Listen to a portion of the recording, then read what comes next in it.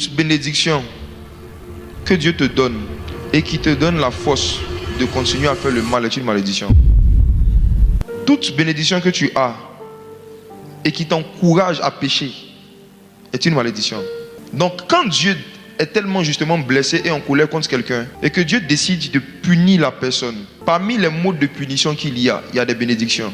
Je m'explique. Je donne un exemple dans la parole. Il y a un homme qui s'appelait Caïn, que nous connaissons, n'est-ce pas? Il a tué Abel, épine. Il était méchant, il a tué Abel. Dieu était tellement blessé et attristé par le meurtre d'Abel que qu'est-ce que Dieu décide de faire? Dieu dit à Caïn, je te chasse loin de ma face. Caïn dit que si les gens me voient, ils me tueront parce qu'il y avait des êtres qui habitaient la terre. Dieu dit non, ne t'inquiète pas. Ce qui va se passer, c'est que je vais mettre sur toi une marque. Si quelqu'un te touche, je vais te venger cette fois, Caïn. Parce que toi, tu dois vivre longtemps.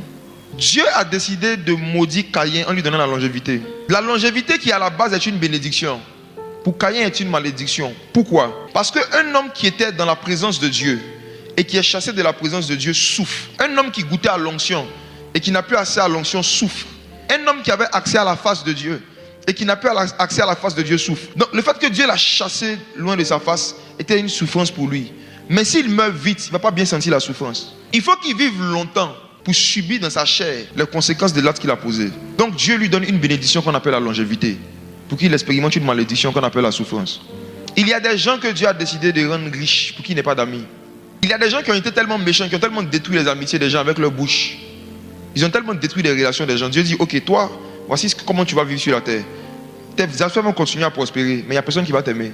Tu auras beaucoup d'argent. Et ton argent va faire qu'il n'y aura pas des gens qui vont t'aimer vraiment dans ta vie. Ce sera que des hypocrites et des traites aussi qui vont venir dans ta vie. Donc les gens vont te regarder, ah, il est riche, mais ils ne savent pas que c'est une malédiction qui est sur lui. Il est tellement riche qu'il n'a pas d'amis. Il est tellement riche qu'il n'a pas de vrai... Vous savez, un homme n'a de richesse durable que ses relations humaines. Ne compte pas ta richesse en fonction de l'argent que tu as sur ton compte. Compte ta richesse en fonction des gens qui comptent sur toi et sur qui tu peux compter.